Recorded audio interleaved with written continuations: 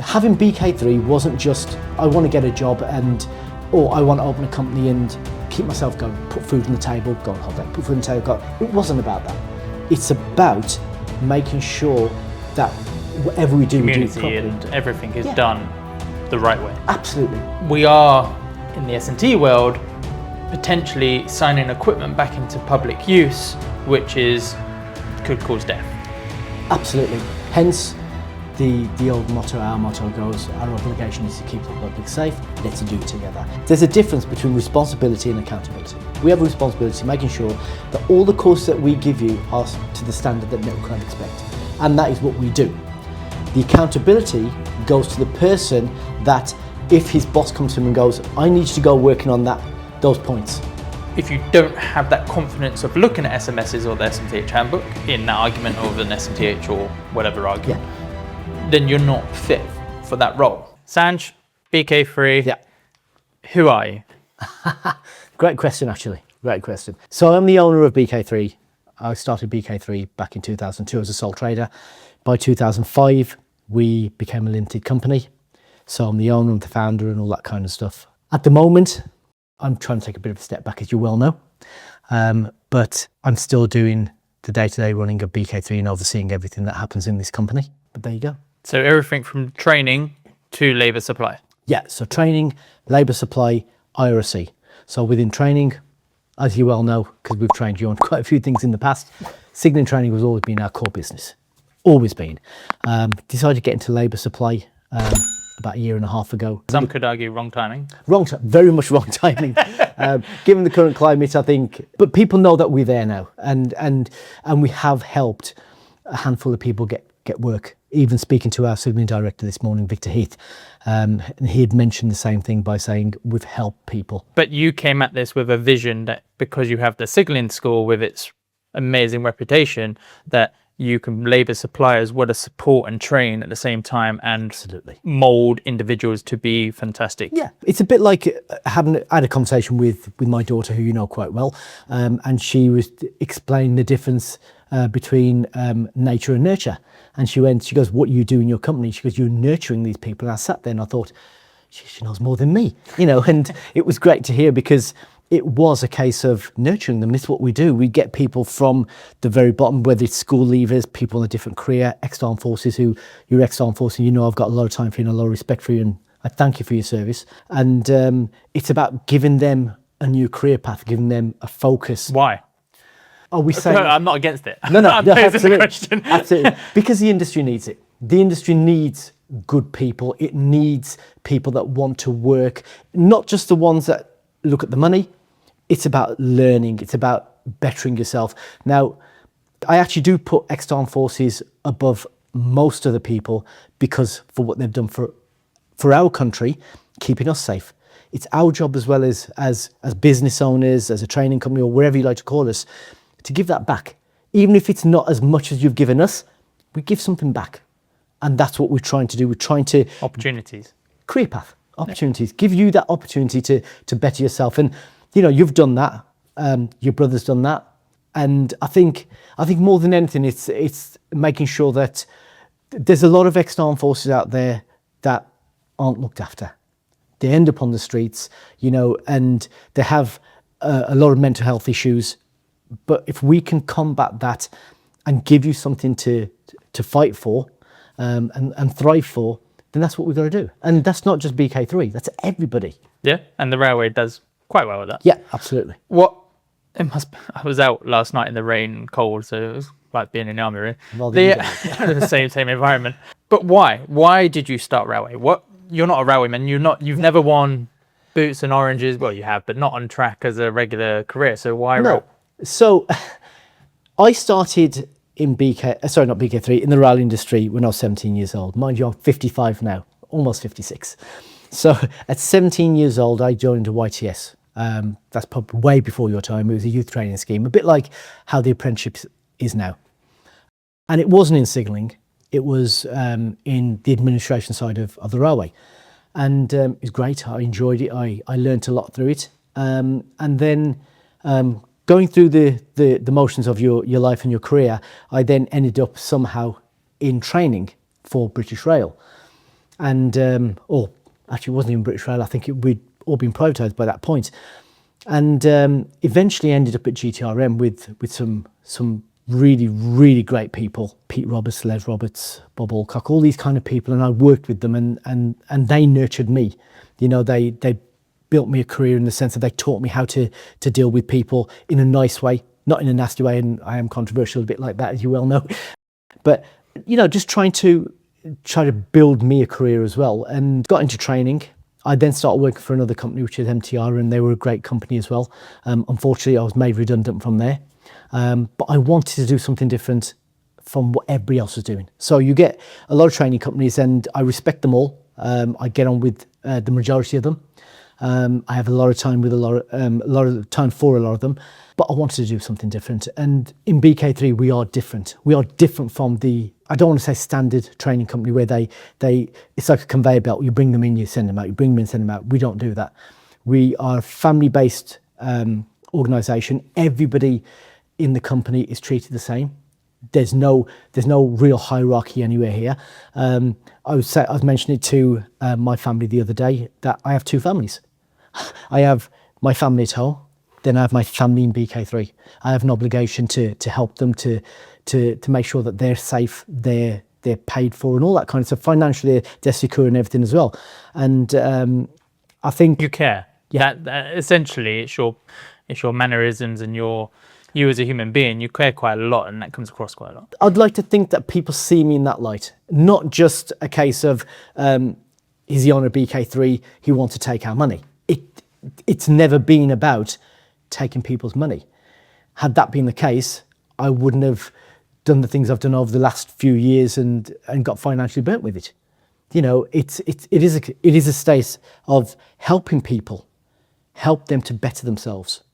You know, we have a saying in our company since day one: our obligation is to keep the public safe. Let's do it together. I can't do by myself. Which is why this training is so important. Yeah. It's so important. And I'll come back to the importance of training later on, because I feel quite strongly about it. And even so much so that conversations I've had over the last few weeks with people, they've turned around and said to us, "You're so passionate about what you do. Why are you so passionate?" It's because it's not just any business. It's not just a normal business, like, with all due respect to people that own a corner shop. And my mum used to own a corner shop. It's not that. This is, if we don't do it right, we will get people killed. You know, so you've got to have the passion there. You've got to have, I think, responsibility. Yeah. Again, we'll come back to that as well. The difference between responsibility and accountability, and that is something else I'll bring to the table. But having BK3 wasn't just I want to get a job or I want to open a company and keep myself going, put food on the table, go on holiday, put food on the table, go. It wasn't about that. It's about making sure that whatever we do, we do it properly. And everything is done the right way. Absolutely. It's got to be done the right way. We have standards in the rail industry. Does everybody adhere to them? No, they don't.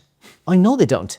Because I was talking to someone just earlier, and whilst you were setting up, I was on a conversation.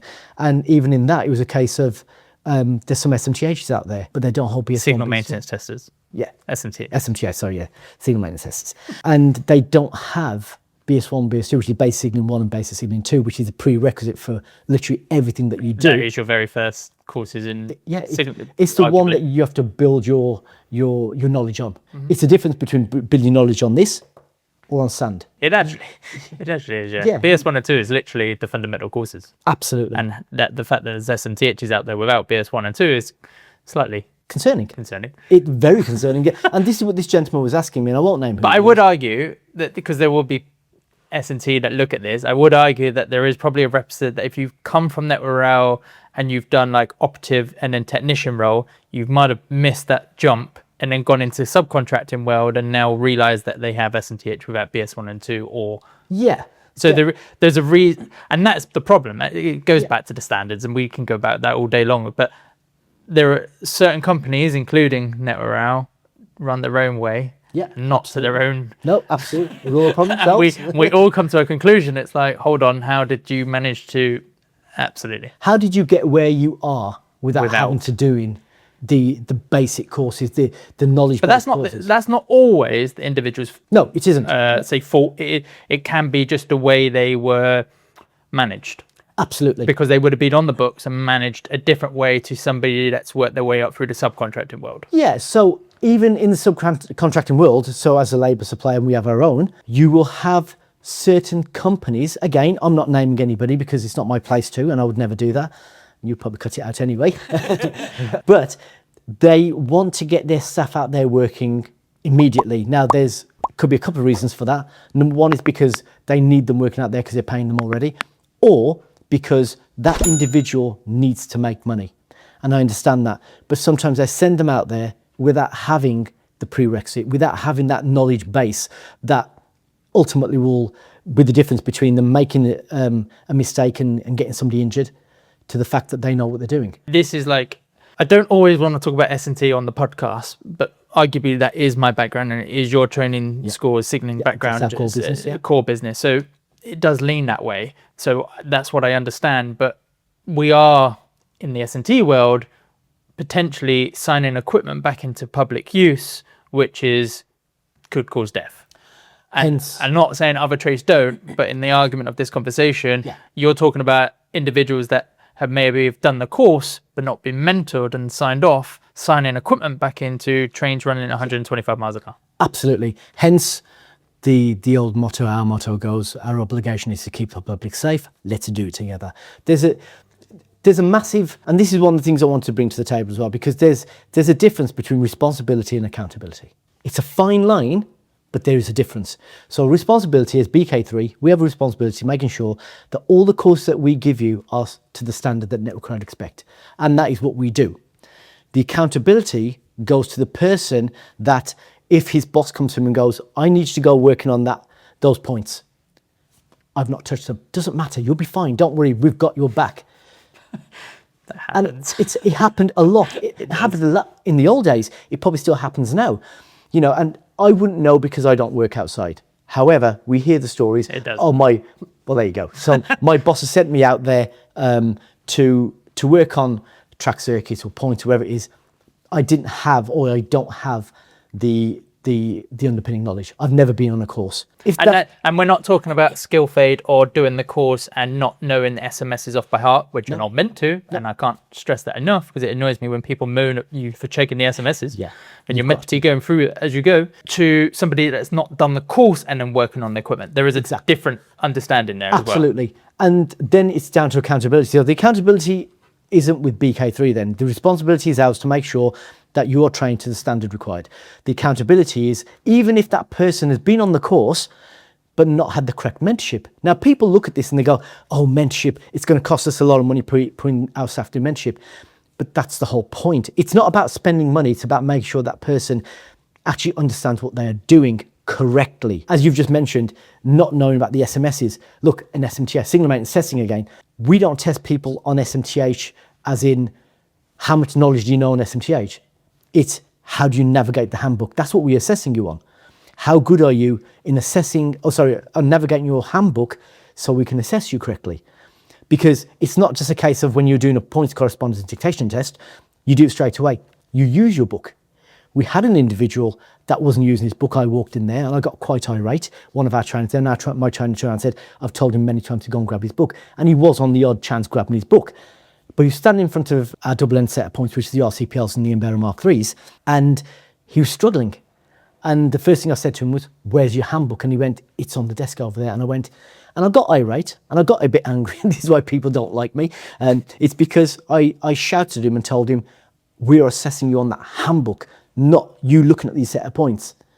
And he may have taken it to offence. The argument there's always an argument, but the argument there is when you're out there in the middle of nowhere, you're following that handbook. Absolutely. And if you're not, you're either putting kit back into danger or you're putting it in wrong, costing more money for the industry to fix. Absolutely. We had it last night on track, HW point machine, setting up lock and detection. The detection circuit would not go in. So we went back to the SMSs to verify what we were doing was the correct manners, and then found out that actually the rocker was damaged inside. And we would never have seen that without going through the SMSs and literally fault finding the rocker. Absolutely. But Absolutely. if you don't have that confidence of looking at SMSs or the SMTH handbook in that argument of an SMTH or whatever argument, then you're not fit for that role. Absolutely. Arguably. I totally agree. No, I don't think there's no arguments in it at all. You know, if But the amount of times that I will get on site, generally, before my shift, if I know what the shift is, I'll be looking at I'll have a quick verify of something, or I'll phone up my brother or another SMTH and go, I'm going through this, I'm doing this. That sound right to you? Yep, right, this is it. And I'll verify. Yeah. I know what I'm doing. It's just bouncing off somebody because it's quite a lonely place out there sometimes when you're on your own. Especially as an SMTH. An SMTH has an obligation to himself in that moment. If you're a new tester, and a very good new tester. A long time ago, but... But as a new tester, Technically. as a functional tester, you have your verifier. As a verifier, you have your test assistant. As an SMTH, you are yourself. As you know, you are there alone. And I had an instance a few years ago where there was an SMTH who had a remote mentor, but he was ringing our trainer about 3 o'clock in the morning. Again, I'm not going to mention names. You know who I'm talking about, but I won't be mentioning names. And Oh, right, yeah. he doesn't know. And this individual was ringing, and Sean would ring me up and go, oh, such and such has rung me again. And so I rung his primary sponsor and I went, he's ringing us. Does he not have a mentor? And again, I won't mention the company, but they turned around and said, well, he has a remote mentor. And I went, there's no such thing. As an SMTH, your mentor sponsor will watch over you, look over you, and stop you making mistakes. Initial mentorship. Yeah, is initial what mentorship. you're talking Yeah, absolutely, about. initial mentorship. And they're supposed to stop you making that mistake before you make it, because there's no one else there. But your mentor is supposed to be watching over you. And this gentleman turned around to me and he went, oh, no, he goes, I have a remote mentor, I can ring him whenever I want. And I went, okay, so you always get 4 or 5 bars on your phone. Your phone never loses a signal. Your battery's never dead. Your phone has never dropped and broken. I said, so you're basically a perfect SMTH in that environment. And he went, no, he goes, sometimes I have to wait. And I went, okay, so I go back to the point that you need an SMTH or a mentor SMTH right next to you to stop you from making those mistakes. But that's the same as any level, from even as if you've just done your installer's course, no one expects you to be the perfect installer. No, they shouldn't. You are still going to be nicking cables or, well, I don't know, installing it wrong, because different projects have different ways of installing. I don't know why it should be standardized, but it is. There are so many calculates there. But we go back to you as a person at BK3. You are quite controversial. I think the industry would say so. I've heard. And people think I'm quite controversial, which is great for this conversation. Yeah, absolutely. And we've known each other for years. Now I know where I get it from, or where you get it from. Yeah, I think we bounced off one of the each other. But that is, I always say, I'm like my mic. You either love me or hate me. Yeah. But I won't sign kit into you. So my work ethic is solid. You can't question my ability. And if my ability is at pause, I always know when to step back and say, I'm not familiar on this. I need retraining on this or upskilling on this. I will not do something that I'm untrained to do without somebody being there to mentor me doing it. I think that's a fair argument for a lot of people in the industry. Yeah. But the problem is there is always a bad apple, and they cause more hassle than it's worth. But when you have a standardized of training not being there, that's why you need places like BK3 to have a reputation of training individuals to a certain level. Yeah. So first of all, thank you for highlighting the fact that we don't cut corners. We go to a certain level and we're not going to cut corners. And I'm grateful that you've actually brought that up, because even the controversial bit, the reason I'm controversial to a certain point is because I won't cut corners. People have come to us in the past and said, I'd like to do an SMTH course or whatever course they want. Such and such is doing it in an SMTH course in 5 days, or they're doing a points core course in 4 days or 3 days or whatever it is.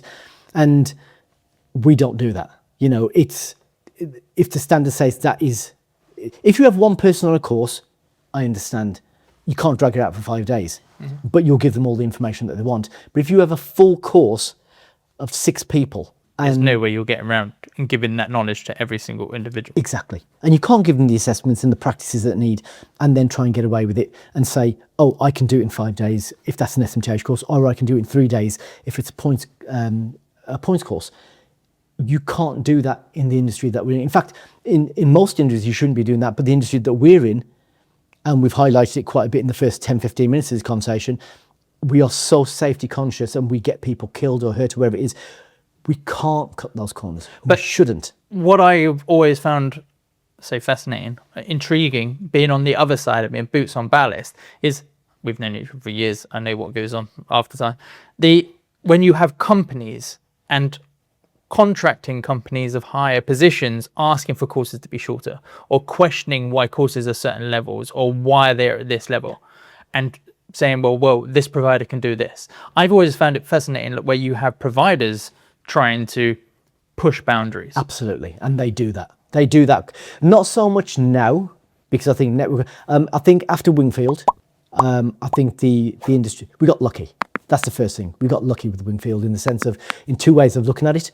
Number one, there wasn't a major incident, and we got away without killing anyone, I suppose, to a certain point. And on the flip side of the coin, we got lucky because now Network Rail have recognised the importance of what we do as a training company. There is no cutting corners. We have to do this properly. It's all going on Sentinel, which is great. I think having that wake-up call was a bit of a godsend. I know there's companies out there that will turn around and go, oh no, we didn't need that, we were doing it right. Not everybody does it right. And as you've said earlier about having a company that'll turn around and go, oh, can you shorten the course? So we're running an SMTH course at the moment. We have 2 people on it because the other people dropped out. They picked up work. I understand that. I respect them for that, for letting me know, saying, Sanj, I've picked up some work in the current climate. We both know, and most of the industry knows, there's a lot of people struggling. So our course now is 2 days. Sorry, our people is not the course, but the amount of people are 2 people. So the course won't last for 10 days. It'll probably last for about 8 days. But at the same time, if there was an individual that needed the 10 days, it is still there. Oh, absolutely. Yeah. And they've asked us the same question. If we're struggling on something, would you help us with it? Absolutely, we'll take them through again and again. It's training. It is. Your training environment in a safe environment. Absolutely. The moment they leave us, they're under mentorship. As SMTH goes, they're on level 2. So they've got to have that mentorship anyway. But the companies that do turn around and say, oh, is there any chance you can shorten the course? Or why is it so long? Yeah, you do get that. And you have to explain it to them. You have to turn around and say to them, sorry, but this is the standard. We are running this course in 5 days. We're running this course in 10 days and so forth. But it's an educational thing, not as a training part. We are educating those companies as well to turn around and say, you need the amount of days because it involves everything that we're trying to teach them, the practices that they have before they have their assessments. Like an 𝗵𝗵𝗴 Mark III course, I had a debate with Network Rail many, many years ago where the 𝗵𝗵𝗴 Mark III as a conversion course was 3 days. They then decided to put it up to 6 people for 2 days. And I had a conversation with them, I went, please don't do it. 6 people over 2 days is quite difficult. Eventually we came to a compromise and they came back to us after trying it and they went, 2 days, 4 people. And I went, we can live with that because slightly extended hours, but you're sending us people that actually understand 𝗵𝗵𝗴 Mark IIs already. That means you've got those 6 individuals may not all be coming with the same mindset or the same skill set, should I say. Yeah. They're coming with different experiences. Yes. Some may take longer than others because they are not fresh on that piece of kit. That's skill fade. That's a natural skill fade. Yeah, and so what we tend to do in BK3 is, and I'd like to hope that other people do this as well, if there's an individual that doesn't quite understand it, you work to that individual's pace. If you've got 4 people on the course and 1 person is struggling, right, our job as a training company and that team there, that group of people, is to help that individual. That is the way training is done. You don't just turn around and dismiss them and say, you're on your own, I'm teaching these 3 people here because they're way ahead of you. You turn around and say, guys, you have that knowledge, that individual hasn't had as much, again, mentorship as you have, let's work together. Let's work together to get that person up to the level he or she should be. That is training. People have come to us on numerous occasions and gone, I didn't get that. I didn't get that with the last training company I went to, or when I did it many, many years ago. We've had individuals that have come to us for 𝗵𝗵𝗴 Mark IIIs, and they've stopped our trainers, both Sean and Jim, and they've asked the question, they've gone, we haven't touched aspect in ages. Is there any chance you can talk us through it? Now, we don't certify them before anybody thinks that. We don't certify them at the end, but we take them through it. We give them a bit of a mentorship. I've walked into the training school, at our old training school at Dunstall, and I walked in and I knew it was an 𝗵𝗵𝗴 Mark III course. They were standing by a signal and I went, this is strange. 𝗵𝗵𝗴s, and Sean turned around and said, given them something different. They've asked a question. There's another occasion. Again, it was... it comes back to mindset, essentially. It comes to the passion for the industry. Yeah, but also the mindset of the individual requesting is where I was thinking of that. It was 4 people and they all requested, they went, we've not touched. But I have it from my perspective. Every time I've come to do my SMTH reset, which I don't know, it must be on my 4th one now. Yep. I've had it a while. I've always gone for the 2-day course, and I've always asked for the 2-day course and paid extra and done the 2-day course, because I'd rather go through at a steady pace and have maybe half a day of mentorship on something I haven't touched in a while, than go in with the mindset of I'll be fine. Yeah, and that's something. I mean, it's something that we do, as you well know. We give a refresher day and then we give training. It's something that I've decided to change as well. I'm not saying that we're taking the refresher day away. Good. But the way we're doing it now is we're doing the refresher day and then a week later you come back for your assessment. Oh, okay. Only because we want to know how much you actually do know. Yeah, that makes sense. without sounding cruel to people. And because sometimes you just take it all in and then just the very next do day, the test, and then that's it, and then you forget it again. Absolutely. I get that. And again, it goes down to test your core, because it is a reset. I like that. That's good. So it's just doing it slightly different, and I discussed it with the team and they were happy with it. And because the refresh isn't is not, and it's quite, I've done it multiple times, and it is the very first sentence that comes out the trainer's mouth is, this is not a retraining. This is not the course. This is, let's do the test. You mess up on your test, we'll explain where you messed up and what to look for and how to go back about that. Absolutely. It's not, right, I'm going to take you everything through an aspect again. It is a case of, let's go do an aspect test. Let's see how much you do know. If there's any cobwebs, we'll brush them off. Yeah, that's it. We'll refresh you. We'll give you a better approach, a better approach, and seeing how we can... And it's the mindset of that individual, because you don't have to do the 2-day. And again, we're talking about SMTH, but it's because what we all know in this room, it's the mindset of the individual not saying, yeah, it'll be fine. Because I know so many people that say, yeah, it's fine, go in and fail the reset. You know what it is as well? There's a lot of people out there that they'll come for an SMTH. This individual came to us and he asked for an SMTH. As a researcher, and I asked him the question. I said, you weren't competent with us. You obviously went somewhere else, and he told me where he went, one of our competitors. And then he said, I want to do a recertification with yourselves. And I went, okay, not a problem at all. And after, I always ask him the questions, why do you want to do it? What are you doing in your job and so forth? And he went, I only want it for cable watch. So I refused to do it. And he argued with me on the phone. He goes, you can't refuse me. And I went, without being arrogant, I went, actually, I can refuse you because I don't feel that you're holding your SMTH for the right reasons. Now, as cable watch, there are other people that can do cable watch. Why use a skill set of SMTH and waste that to do? He's my argument. I have a lot. I want to buy it. No, I want you to buy it. That's absolutely fine. I'll tell you why. Because so if 𝗵𝗏 tomorrow refused everybody to have a refresher day, and they turn around to us and say, you can no longer have a refresher day, and you weren't confident in doing your SMTH, and then whoever you work for, your primary sponsor, and I know who they are, right, said to you...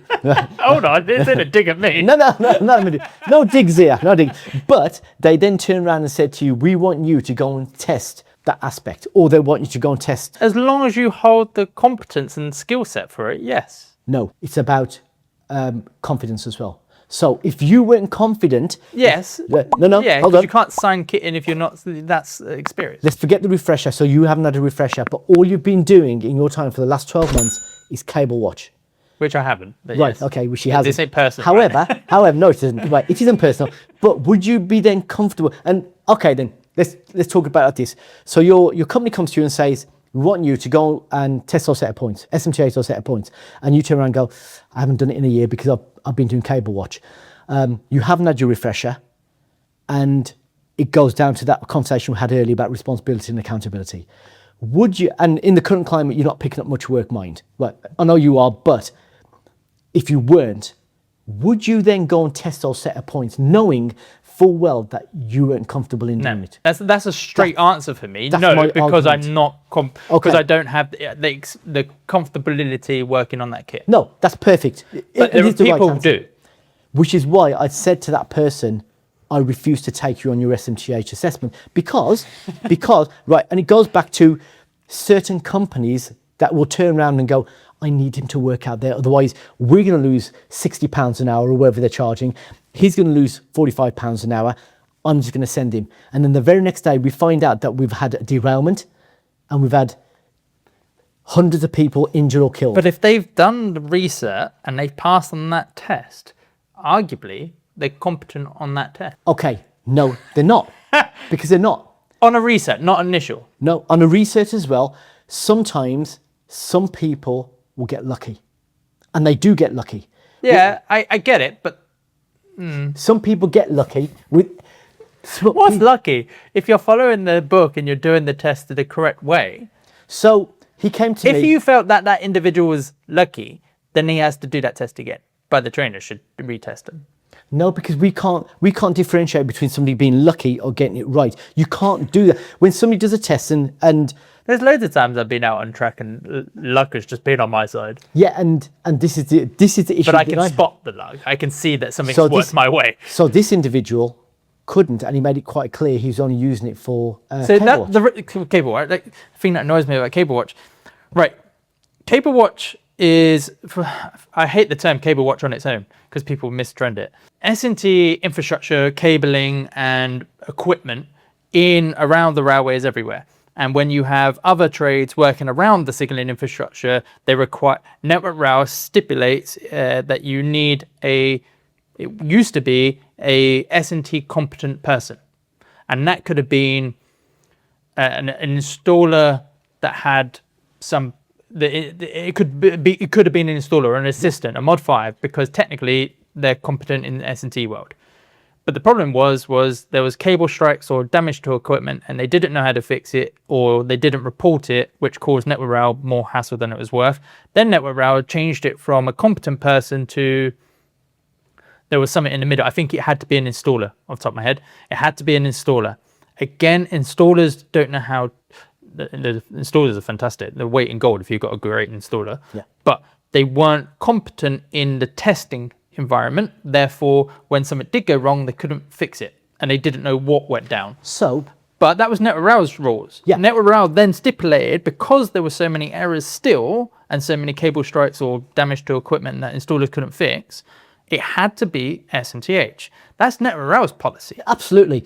But should they not then be something, if we're saying that an installer can go out there, but now it has to be as SMTH, could there be not something in the middle? Yes, that turns around I think there should be. I think there should be. I don't want to get SMTH out of work here, cable watch, because I've done cable watch. The most I can do is a couple of weeks. It is quite painful, but it's great money, and arguably a cable watcher is on the same rate generically than somebody who's doing a 12-hour fault cover shift. Yes. And there is in the rain. There is, well, yeah, it doesn't matter whether, that's just the railway. And there is an argument there is like, how, why, you're just doing this. Yeah. But when I turn up for a cable watch shift on the occasion, and somebody is quite a derogative individual generally that goes, oh, you're the cable watcher. No, I'm the S&T individual that's here to look after the signalling infrastructure. Yes. It just happens to be I'm here to look after the signalling infrastructure. That's a nicer way of putting it. Yes, because that is my freaking title. I'm not cable watch. It just got demoted down to cable watch because people go, well, you're watching a cable. No, I'm just here as an insurance policy in case your individuals accidentally or purposely damage our equipment. Yeah, but the railway term, as we know it, is a cable watcher. Yeah, but that's fine. But you can't, yes, in argument, yes, it should be a different, it should be like a HV competent, high voltage cabling competent individual. There should be a cable or an S&T competent. There should be a title. There should be where if you're an installer, a 𝗰𝗶𝗶𝗨 or anything, I don't really know and I don't really care. But I don't think it has to be an SMTH in my opinion. But when you said if that individual could only do cable watch because that is all that's out there, and then you refuse to set them or to allow them to come back and do training, I see a problem there because it may not be that individual's fault for only getting cable watch. Right, okay, so he was an installer, he was an SMTH, so he can do installation work, that's the first thing. But to use SMTH to say, I'm going to only do cable watch, and That's how. And that was his attitude. That was his attitude. He only wants to do. Basically, he wants zero minimal responsibility. Minimal, right? And that's his words to me were. If I was near retirement age, that's all I'd want to do. Yeah, but then he no wasn't. Offense, it's just it's a nice cushy job. Yeah, absolutely. But as an industry, again, the passion is there and the responsibility is there. So as an SMTH, if his boss then turned around and went. Okay then. Let's go back. Actually, sorry, I was thinking more. I do agree with you. We're not disagreeing here. No. But I think there is because what your argument, correct me if I'm wrong, is he can then also go out and do something that's fault cover or a high risk scenario, but under only wanting to do cable watch. So that's why the SMTH has to be split, or the cable watch has to be another trade, or can be another trade. It should be, in my opinion, it should be, because let's say this then, he passes his SMTH and he does it properly. And it wasn't luck, and he gets through it and he's right as rain, and we go, there you go, there's your certificate, goes on Sentinel. Remember, that goes on there for 3 years. Your Sentinel now, or your SMTH is a 3-year competence, So he did cable wash then for a year and did nothing else. And then his boss turned around, or his primary sponsor turned around and went, I need you to go and cable function that job over there. Do your cable function, or do whatever the job entails, you are doing it. And he hasn't done it for 12 months, but it shows on his competence. And that's down to the individual. But the individual's not picked up any more accountability. The individual hasn't picked up no work for a year. Okay. Do you see where it's a vicious circle? You're giving the ability to an individual for 3 years of free reign. Free reign, where arguably he's done the course, he's done his research, he's passed the test in the research. Why is he then not allowed? Skills fade. Right, so skills fade. I've got skill fade on equipment. I don't shy from that. A year, hence why mentorship is so important, hence why we have a training school where we say to people, you can come and use our equipment as mentorship. Somebody asked me before, can I use your HWs? I went, absolutely. We've had our own staff go in there and we've gone, let's get you some mentorship. You haven't touched it in a bit of time. Let's have a look. We had one of our lads on mentorship, his name is Brett Nelson, lovely guy. And he turned around and said, he goes, haven't done an earth chest in a bit of time. And so Sean took him in. Sean gave him some work. He goes, there you go, have at it. Come back to me with the paperwork. All I'm doing is mentoring you. I will let you know after that point whether you can carry on doing it. And Sean looked at it, and he went, absolutely great. He goes, not a problem at all. It was literally in there for about an hour. Shook his hand, walked out, thank you very much. Because a lot of it is just the confidence of doing something. Yeah, it is confidence. I agree with that. It is confidence. Not I meant is in like that scenario. Like for me, like I went and worked on HW set points this weekend. Now I've been working on, I got very good at clamps because HW, because I was on them all the time. And then I was on clamps for a year or so. So then I got my skill set back up and low clamps inside out again. And then I was like, crap, I ain't touched HWs in a while. Crap, what the hell's going on here? And then it's fine, because when you're there, you get it all back, and then you got the SMSs and you got other people. But there is that. But the problem is that's not down to the individual if the kit isn't there. Like I've been to, you know me, I've worked on 𝗨𝗨 jobs and worked in fault cover teams around the world, around the country, should I say.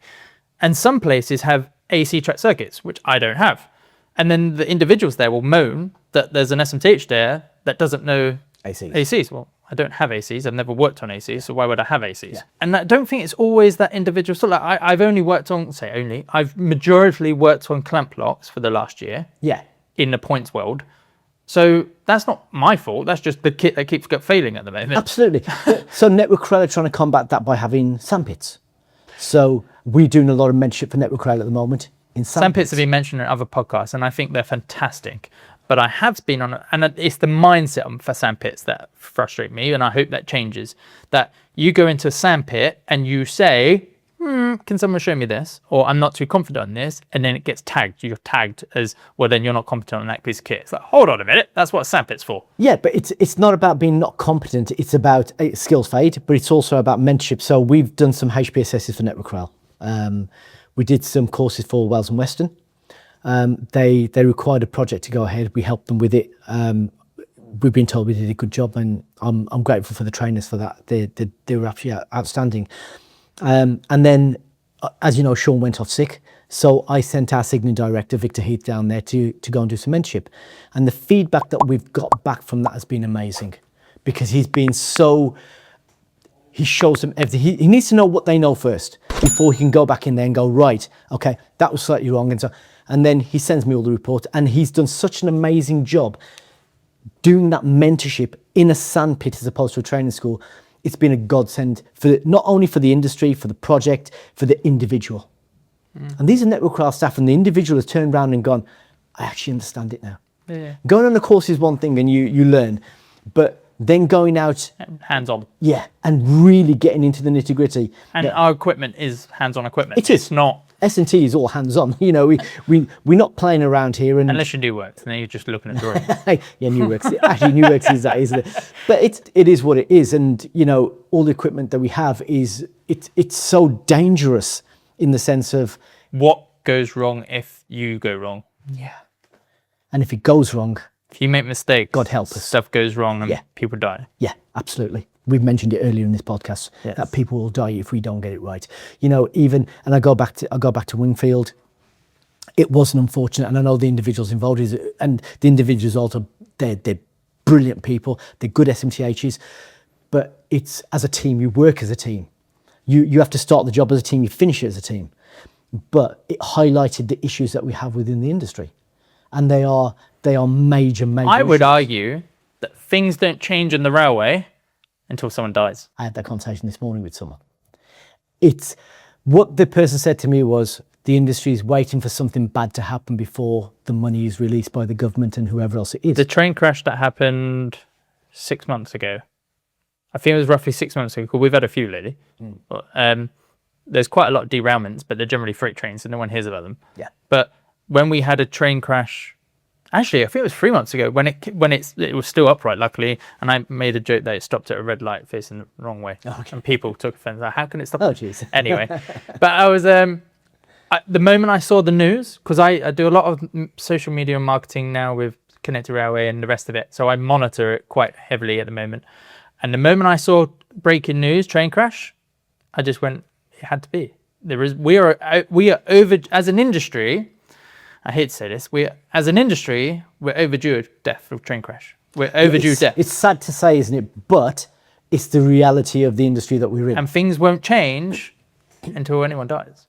Well, and that's been the experience. It's not me just thinking about it, and I hope things do change. Yeah, and no one dies. Before somebody dies. I hope no one dies on our infrastructure. Yeah. But arguably, experience and history tells us that big changes don't come until anyone dies.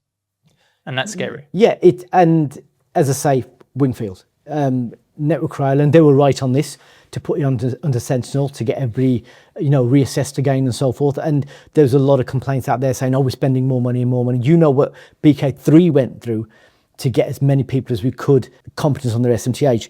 We had a session downstairs where we haven't charged anybody for it. It cost us $2,000 to run the whole session, but we had people come down. I think there's about 15 people. The invigilator was a gentleman from Network Rail. Everything was done properly. And then somebody made a complaint. Why are BK3 doing this? And it was stopped because we were supposed to run another session at the end of the year, 2024, and it got stopped.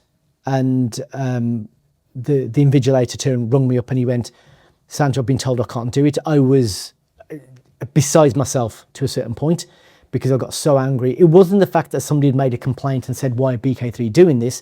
It was a case of why are BK3, or why the individuals going to BK3 to go and get their transition test.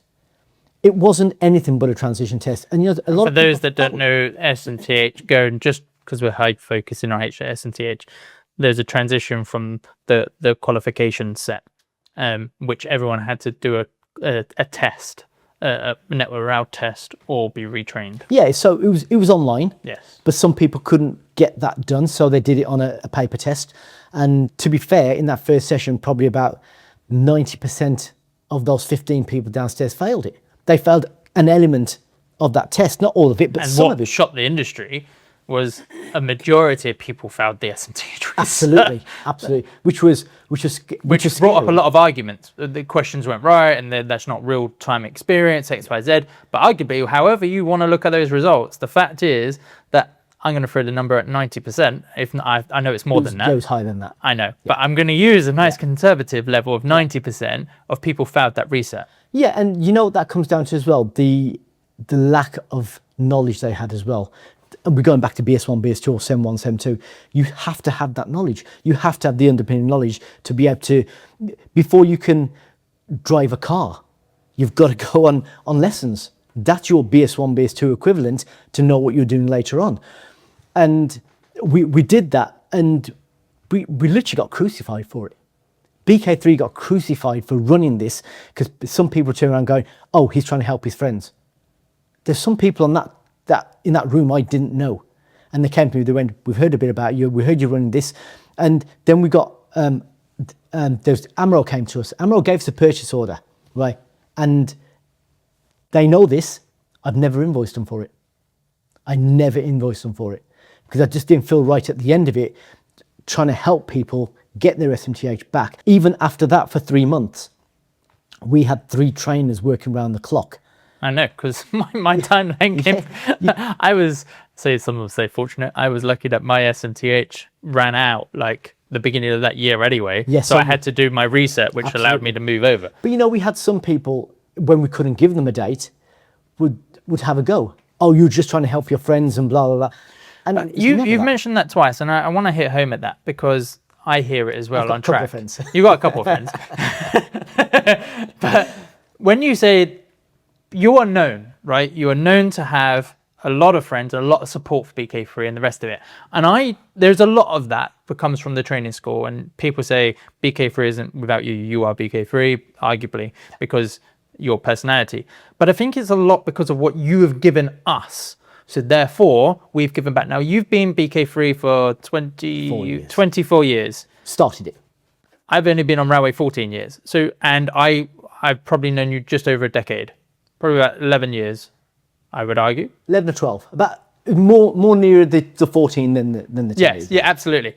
So I've progressed from probably coming here for my 𝗵𝗶𝗶𝗄, actually. Yeah, it was my 𝗵𝗶𝗶𝗄 was my very first course with you guys. I've progressed all the way through 𝗵𝗶𝗶𝗄, 𝗵𝗶𝗹, SMTH, point, G110, SIT. Like, I progressed all the way up through. So I've been with BK3, and not all my courses have been BK3. No, I understand that. People pay for me to go elsewhere. Which you can understand. But arguably, you have a lot of support from me, but there is, what I'm trying to say is, you have hundreds of people that have come through BK3 and grown with BK3 because of what you have given back. Yeah. And given us as a support network. Because it's not just come do a course, see you later, see you in a couple of years' time. No. There is a mass support network that comes with BK3, and that no one has questioned BK3 as a brand when you turn around to anyone and say, where do you do your training? BK3. That's enough. As long as your certificate has BK3 on it, and okay, maybe I'm a bit biased, but it is. The amount of times I've had interviews with 𝗿𝗏, etc., people see BK3 on my certificates and they're like, okay, you've been trained properly, and I'm not saying others don't, but BK3 does have that reputation and that support network that is in the right with the responsibility and the community and respectful and responsibility all goes into one. Yeah, and I appreciate that. And I appreciate the kind words, and I have heard it where people turn around and go, I've asked an individual, where have you done your training? And they've gone BK3, and then straight away they go, we know that you've been done right. Especially if it was done at that time before Mike came along, when it was done by Sean. Because Sean was a stickler for it. He would not let you go until... He's another Marmite person. I love him. Yeah, I love Sean to bits. I love arguing with him. Yeah, he can annoy me sometimes, but yeah, I do love him. But he's amazing. Yeah, he is, and his knowledge is... Again, it's like you said, he's not like second to none. That man is absolutely a sponge of knowledge. You know, it's similar to Jim Furlong. I've known Jim Furlong a lot longer than I've known Sean, because when I was a lot younger, when I was working in British Rail and GTRM, I knew Jim then. And Jim's knowledge is, sorry about this, but freaking amazing. You know, he's knowledgeable, he's approachable. And the way they come at training as well. Yeah. Because I've noticed it, because they both have different personalities and how they train, like every trainer. And everyone prefers a trainer because they work better, because you get more from the other podcasts, that everyone learns differently. Yes. And your trainer, again, it sounds like I'm being very biased, but maybe it's because I've been trained by both of them and others are here. It's a case of they come at it a different way, and I learn more from one than the other, or I may understand something better than the other. Yeah. But that's just the way I absorb the information. But all of them have been able to train me to a level of understanding that whatever that course was. Yeah, so I did an 𝗵𝗹𝗨𝗨𝗃 course, right? And it wasn't to get me certified. It was actually to see, because we were going to train another trainer at the time. And so I had No one signed you off for it. God no, God no, right? So did the embedded marketing, but I was literally like, I was a student, and we had someone that was going to go to potentially become a trainer. But the great thing about it was I had both Sean and Jim watching over, and they're both giving their 2 pennies worth in. And it was my words at the time where I was in awe of them, the way they were bringing it across, the knowledge that they had, the understanding. But it wasn't just that, it's the way they presented it. The way they'd show me, they'd go, no, you don't do it. And they'd say, you don't do this because. It wasn't, okay, you don't do that. This is the way you do it. And they'd explain why that happened. And, you know, that's why Sean's still with us. Jim is still with us. He's more part-time than anything now. But there comes a point where you have to acknowledge what the trainers have brought to BK3 as well. Now, 100%. You know, without the trainers, BK3 is literally nothing as well. It's why I always turn around and say BK3 is a team. I know people turn around, and a lot of people say this at the moment, BK3 doesn't work without Sange Banszel. And I've heard the trainer, what makes the training company, you as a brand, a BK3. And that's what people say. That's the better way of saying it. I disagreed with a lot of people over time until just recently, and an individual turned around to me and said, it's about time you became a bit selfish. Right? And I went, okay, I'm not a selfish person. I help everyone because I want to see them progress. I want to see them do better. It's never been an ego trip. It's never been about money. It's about the legacy, BK3's legacy. Now, a lot of people ask me this question as well. They go, why the legacy? Why the legacy? And so forth. Because, and a friend of mine from Siemens asked me this question just at the weekend, rung me up, we were talking about something, and he went, need to ask you a couple of questions. He asked me one question, which was about the use of equipment, and I helped him with that.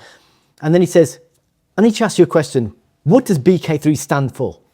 And I said, the amount of times people have asked me the question, and this is why I say I want to build a legacy rather than make loads of money out of it. Don't get me wrong, I want to make money because I'm not stupid, and it's a business, as you well know. But as I said earlier, we've been burnt a lot by people not paying their bills and so forth. But a story for another day, I suppose. But it was BK3, when we sent it off to Company's House, it was down as BKB Training, not BK3, because it was my father's initials and I was honouring him. And they sent it back as BK3. And it had a bit of a ring to it because I have 2 other brothers. And although they're not a part of the industry and they have nothing to do with BK3 and probably wouldn't allow them to be, it still was down to my father's initials for BK, and then it was a 3 as a 3. Yeah. And so I left that and we kept that. And so every time now I look at it and I think about the legacy of what I need to, for my children. I don't do this just for me. There's so many people involved that I'm trying to do it for. So I probably come at the bottom of this list. So I do it for my family. I do it for the industry. I do it for the public. I do it for the individuals that are working outside, and I do it for my own team. I do it so that my team, they have a sense of responsibility in BK3. They have a sense of being somewhere that they can enjoy. You know, nobody comes into BK3 with a shirt and tie. Don't do shirt and ties. I don't want people to, if I gave somebody an interview the other day and he said to me, goes, shall I come in a shirt and tie? And I went, no. I turned up in jeans and I think I had my hoodie on.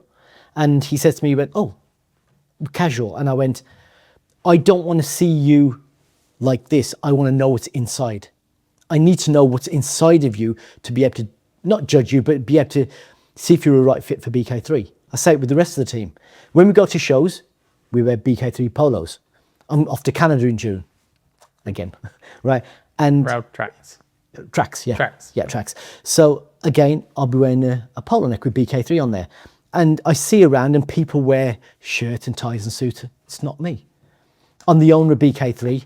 I'm the founder of BK3, but I'm not any better than the next person. When I went to funny story. When you invited me to tracks to last minute to stand in for someone. And it was last minute, by the way. When you asked me to stand in for someone and represent BK3, I was very honoured to go out to Canada and help. And the very first, I remember asking you, what is the attire? Because I wear shirts and ties and suits most of the time if I'm not on track wearing dirty oranges. And I remember you saying no, and I was like, no, Sanj, like you've got to wear a shirt. You're at a show. And I remember the one day asking, is it okay on the last day to wear my own company polo? And you was, of course, but it's a mutual respect of asking, because it's your trade show. I'm not there representing Connected. I was there BK3. But then we did do that though, and you know, it's. But what the funny story is, like, I remember like having that discussion with you. Is like, you need to wear a shirt, Sanj. Like, you're representing, but it's not. But you are who you are. There is no. You're not pretentious. You're not hiding behind anything. You are a genuine person that wants to help people. Yeah. And I think that comes across. You know, I help people because I was helped. So not many people know this as well. When the recession hit in 2007, 2008, that was the same year as my daughter was born. We had £70,000 worth of training all suspended, not cancelled, just suspended in a 24-hour period. Right, so it started one person, I went, okay, then the next person. And I'll come back to the importance of training again, because the first thing that gets dismissed when something happens is training, because they go, it's an overhead, and I agree, it's an overhead. I fully agree, but it's an overhead that's required in the industry. Any industry. I was going to say, there is a requirement somewhere. 100%, 100%, it's required. I think I bash on about it so much, and people get sick and tired of hearing it. But the banks then came to us, and originally they offered to support us. We had money in the bank, but they offered to support us. And then my daughter was born. Dan knows my daughter very well, seen her grow up, and we've done many abseils and wrap jumps for Birmingham Children's Hospital, where my daughter was diagnosed with leukemia. But she was born December the 11th, 2007. I think it was 4 days or 3 days before Christmas, the banks rung me up, or sent me an email, sorry, and said, we're not giving you £5, £500 or £50,000. That was their email. And I tried to ring them, and I said, look, the work will be coming back in, but they refused to take my phone calls. I won't mention who the bank was, but they didn't support me. And so my mother, God bless her soul, I sat there and I said to her, I've had a good 5 years, almost 6 years. I'm happy with that. And I've done well, and I've helped a few people. And we sat down and she talked me through it. And now my mother was my superhero. I loved her to bits. She did everything for us. Just going back through a bit of my history, she's a widow at 39. She brought up 3 boys and worked from 7 o'clock in the morning till 10 o'clock at night. So I had all the respect for my mother, loved her to bits, and still to this day miss her. And so she said to me, what would you need to pay the wages? And I went, I need X amount. And she went, right. She goes, tomorrow morning, we go into the bank, and she gave me all the money that was in her account to pay everyone. As an owner, and you know this, as an owner of a company, you get paid last. If there's no money in the account, you're not getting paid. If there's money there, you still get paid last. And you get paid the least. Founders and business owners are generally the poorest in the company. They are. It's true. It's absolutely true. Everybody else in BK3 gets paid more than me. You know, and I sit there sometimes and go, I don't still know why. Everyone gets paid more than me. And I still don't know why. I do know why I do, but sometimes I sit there and I go, oh, geez, now what do I do? And so she gave us the money. Then a few people within the industry, and this goes back to why I help people. Then a few people in the industry found out what was happening, and they'd bring their SMTHs forward, and I'd go, your SMTH will run until 6 months, and they go, yeah, we understand that, but here you go. And you know, in that recession, the industry hasn't recovered since that recession. It's still trying to fight to get to the next level. And again, we'll come back to that, because I'm going to compare our industry to things like the Japanese, with their light years ahead of us. But we used to have the best industry. No longer. Because we, with all due respect, and I'm not blaming anyone, but we do penny pinch. And we do try and cut corners as an industry. Not BK3 mind. As an industry, they cut corners. But, you know, then there's a friend of mine, Eddie Atkinson, who now I believe lives in Australia, and he booked some courses. And I went, you guys have already done this. And he went, yeah, but they haven't worked on it in ages. It's been years, so they need that again. So the ball started rolling, and people found out that BK3 was in a bit of financial difficulty, and I'm not ashamed to say it. I'm not too proud to ignore it. But then my mentor, a gentleman called 𝗀𝗁𝗁𝗀𝗶𝗃, used to work for London Underground, and he an individual from Talis had got in touch with them and said, I need these courses. And that was our turning point. So that was £36,000 for 3 courses. And we've not looked back since then. We've not had, since then, touch wood, we've not had a bad year. We've had years where we've just broken even because the industry's not been in the best place.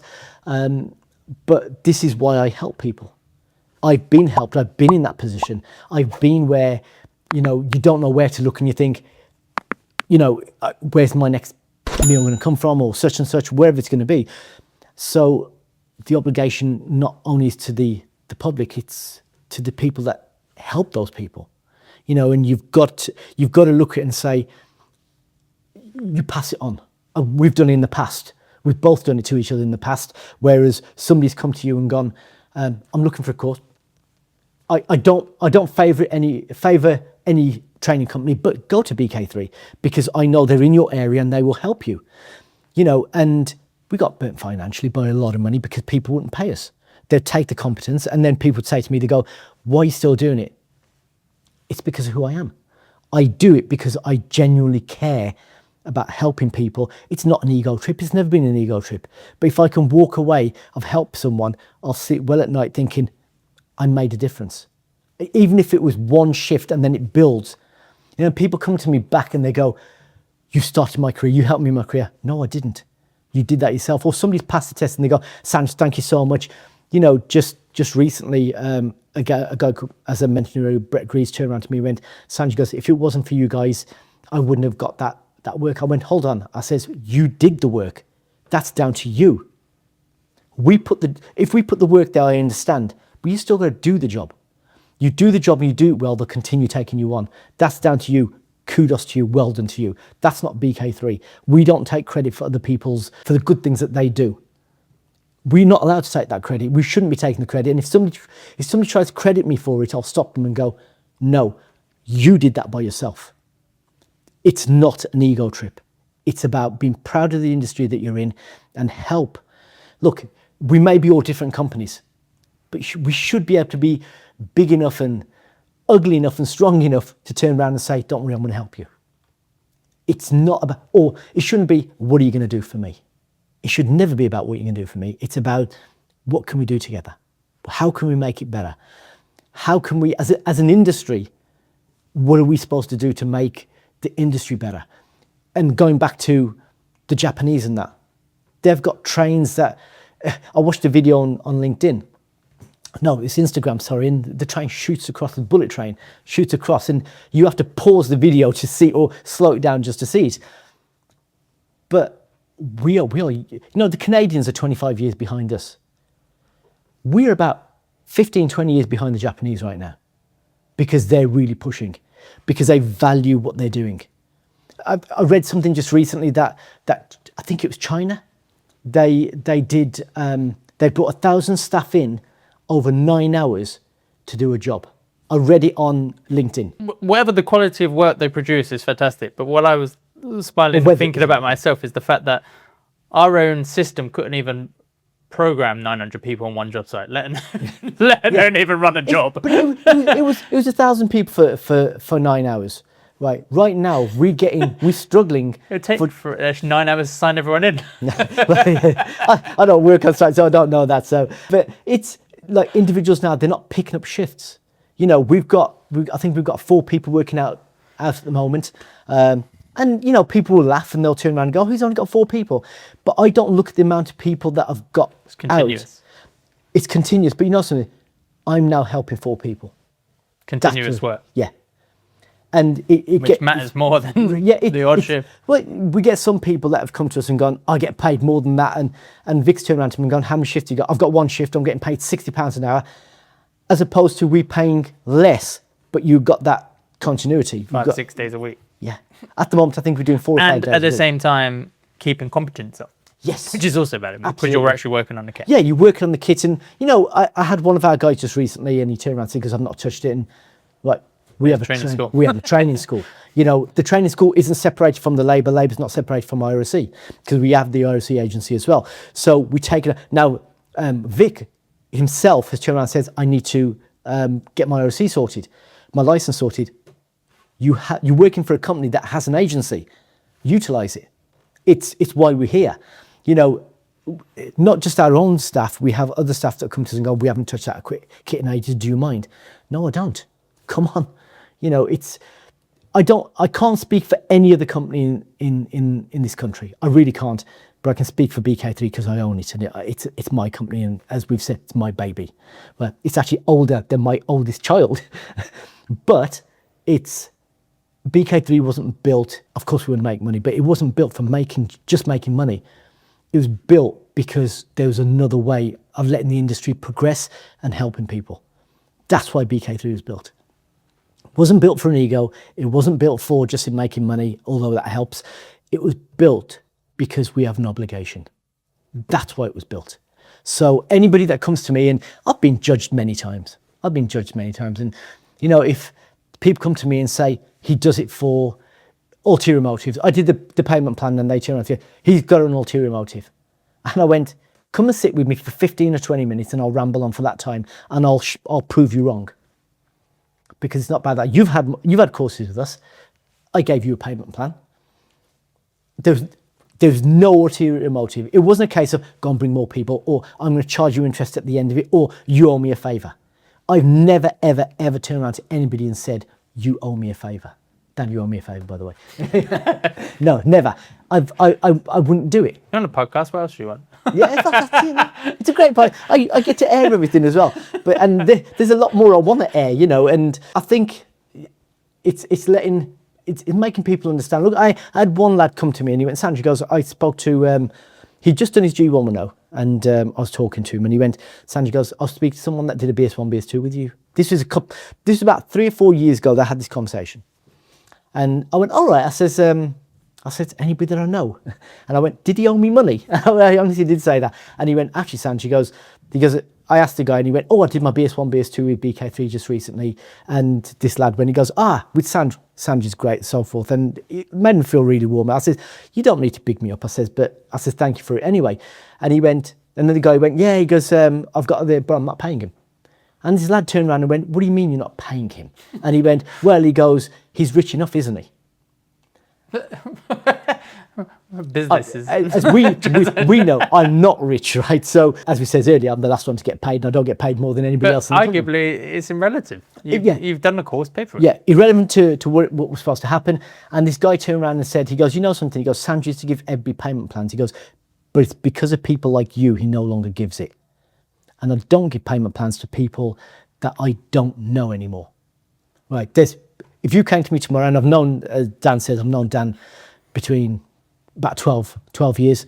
If Dan came to me tomorrow and said, Sanj, I need to go on this course, I will pay you in time, I'll accept that. Because I think I still owe you for a course.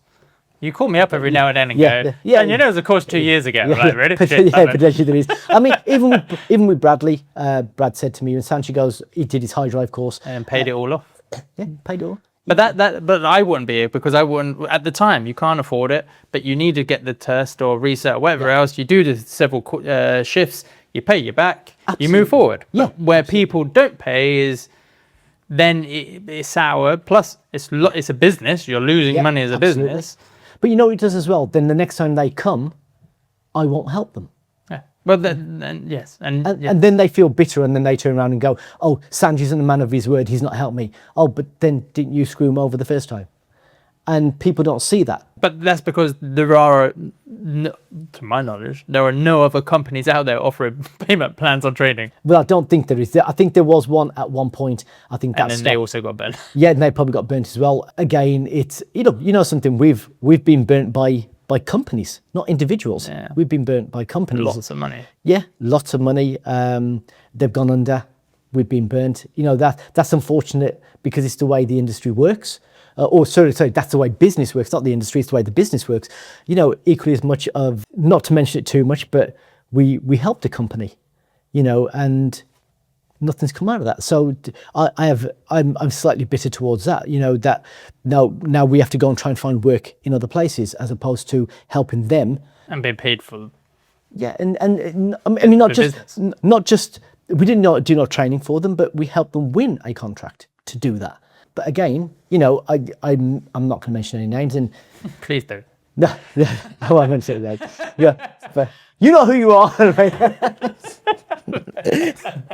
I know that's going to get cut out. That's going to get cut out, right? So you've now gone into labour supply as well in the last year and a half, 18 months, roughly. But at the same time, you are now getting a vision, a representative, or you are now seeing the other side of the industry. And tell me that. Tell us what you see as a new labour supply company. Right. So it's tough. It's the toughest thing I've ever done, and I'm not going to lie. Training was one thing, and that was so hard 24 enough. years BK3 from start to now. Yeah, has been training. And last 18 months resourcing. Yeah, resourcing. So doing the labour supply for signalling staff at the moment, it's difficult. In the current climate, it's extremely difficult. I think the industry has suffered with the lack of CP7 coming out as a whole.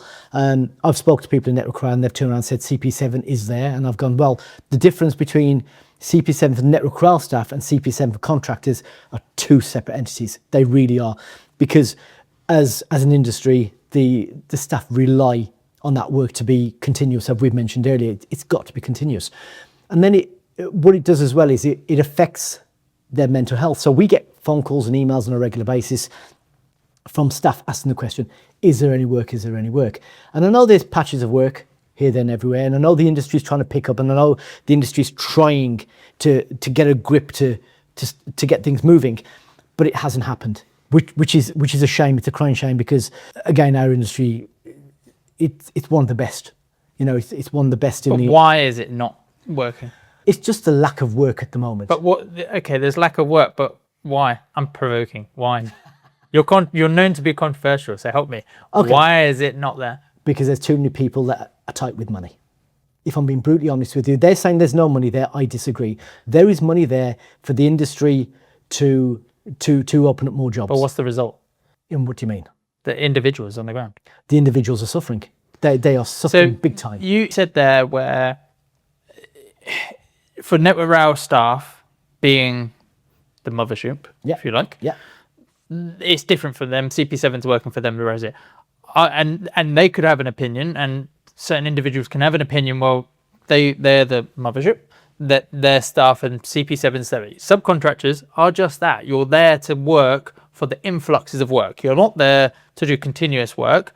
We've had a fantastic decade, if you like, of half continuous work, but the idea of subcontractual workers is to influx of the up and down roller coaster of work. Yeah. That's why we use, and that's why the industry heavily relies on SMEs and subcontractors. Yeah. Because the mothership cannot sustain itself. No, you're right. It can't. It can't. So if that's how that works for non-railway people, let's say, or why wouldn't the mothership care if individuals are working regularly? You want my controversial answer, don't you?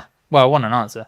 Right, okay. And it probably will be a bit controversial because I don't believe the powers that be in Network Rail, and I'm not talking to the people that I talk to, I'm talking the board of directors, whoever they are, I believe that they don't want to have contractors.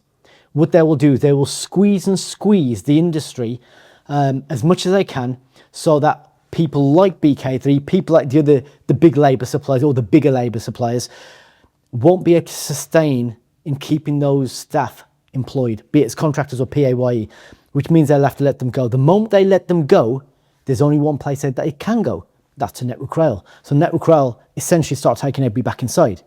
They control everything then. And that is a fantastic mindset, a fantastic thing for them, mindset for them. But they bring it all back into GBR or whatever it's going to be called now. Same people running it, just different brand in my opinion.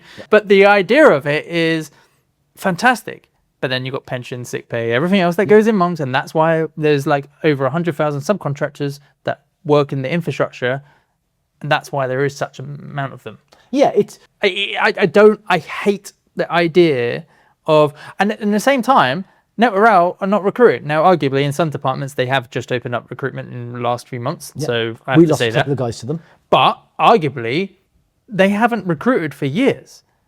And that's why a lot of people have been forced to stay subcontracted. I don't think that's entirely correct. I think they have been recruiting, but because they don't pay as good as what a contractor would normally get, the contractors wouldn't jump.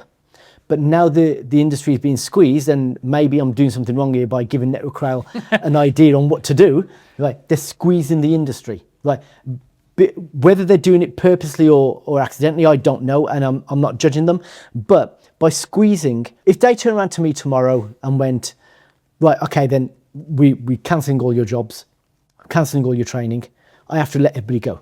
If I let everybody go, the first thing 𝗥𝗏𝗏 will go is, I'll take those people.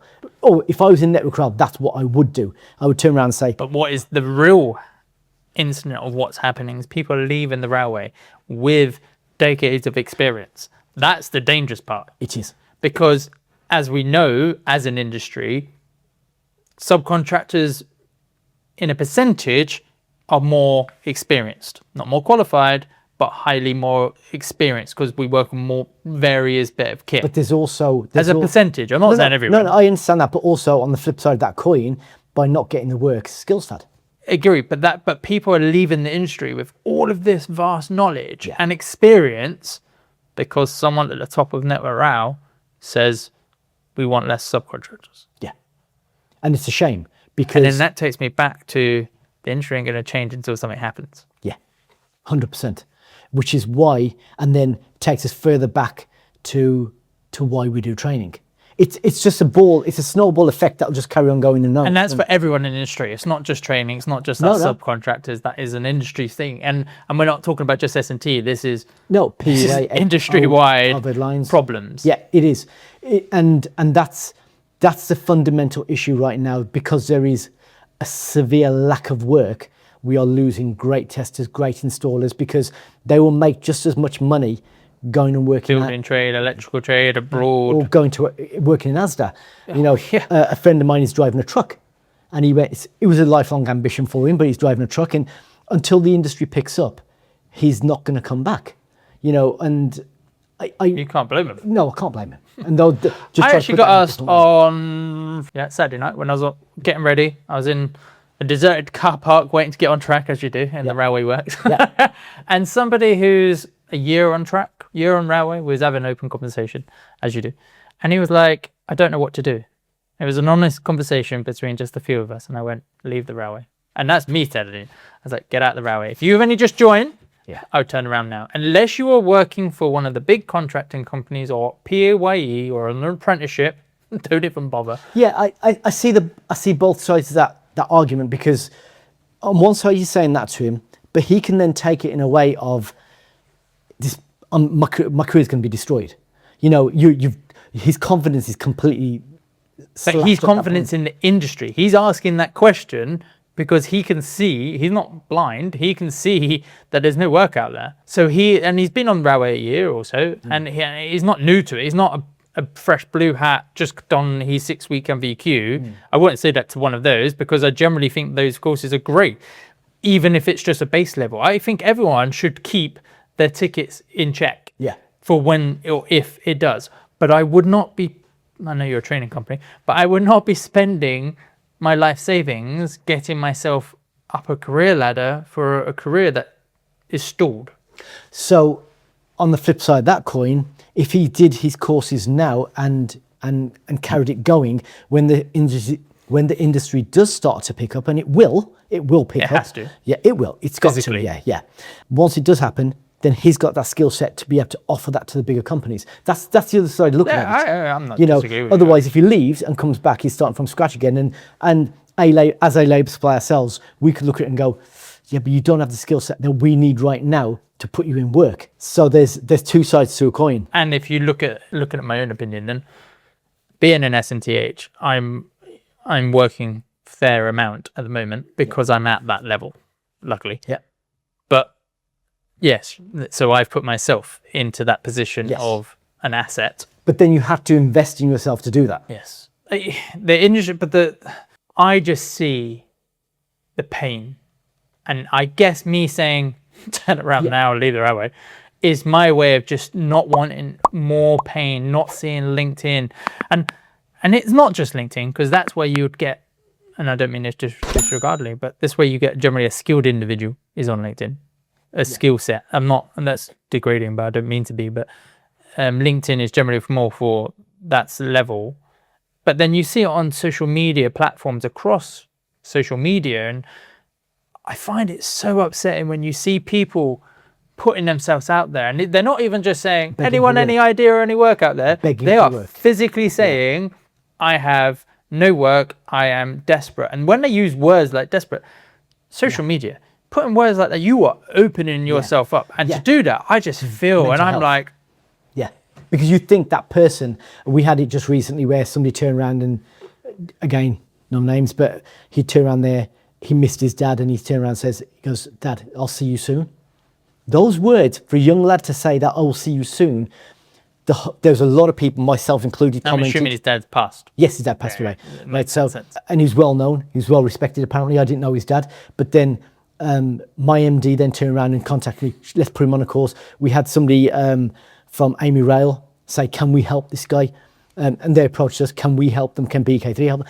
And we did whatever we could to help this individual. But it's tough, and there's mental health involved in this.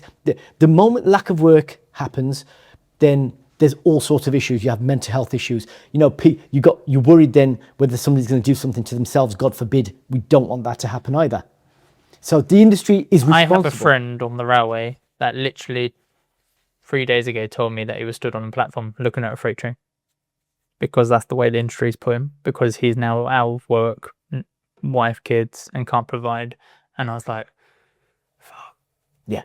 It's a dangerous time to be in. And I don't think those numbers, because there are suicides due to what, and we're going to get cancelled already. But we both are, I think.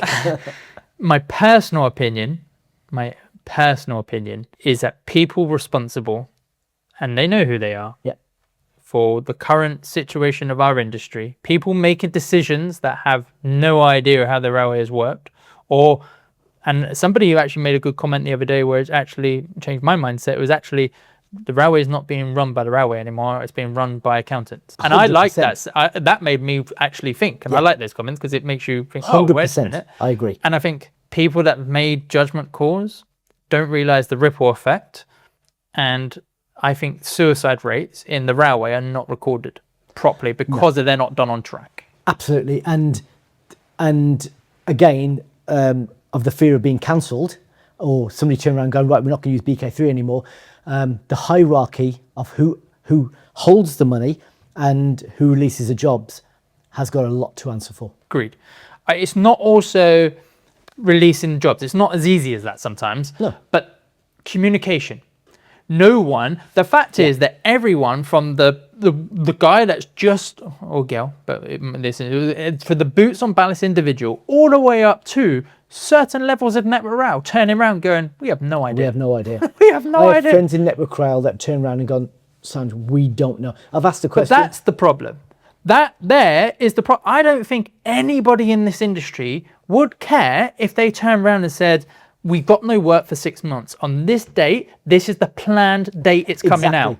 Everyone would be like, cool, I can plan for that in a business sense as well as a personal sense. Exactly. I can retrain, I can upskill, I can look for alternative work to work Monday to Friday for a current scenario. I can plan that. But when you have a complete wall up, not giving out any information of when there is a prospect of work, you are then allowing people to die slowly. We're literally in a hole and nobody can see the light. And everyone's in the same hole, right? Absolutely. Everyone's in, Absolutely. Every company, is there's in the not, same hole. if someone has more knowledge than the other, then fair play. But I don't think anyone has a Scooby. I don't think there is either. Some companies are picking up a touch more than others, but not much more. Not as if, well, we've got 1,000 staff, but you've got 3. It's not that, the chasm's not that big. You only have to look at the industry, like you've been around enough, I've been around enough, but you only have to look in the industry to see the rebranding of labour resource companies, meaning they're struggling. Oh, God, or that they have to restructure, not maybe they're struggling.